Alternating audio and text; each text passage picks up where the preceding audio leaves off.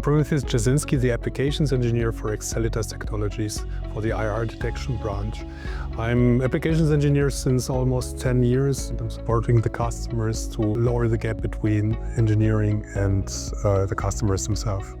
Such a workshop is always good to get the feedback also from the people which you don't get if you simply publish, as I do, YouTube videos, some presentations, just communication through email. The direct feedback and also the communication between the customers, despite being from different companies, is very fruitful, especially when it comes to the level of engineering. I think this is a great opportunity to pass over the knowledge which is coming from the elderly people to the newer ones, because just reading papers is not enough for this task.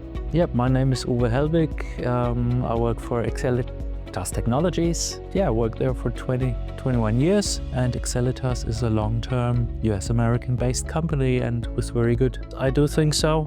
I think my colleague did a great job to present the technology and the products, and I did see a lot of interest in the audience. Özdisan has a very important role in the process. You're coordinating things, you provide a lot of information to the end customers, and that's very important. And I think these kind of workshops are really very efficient and very good tool to bring suppliers and the end customers together.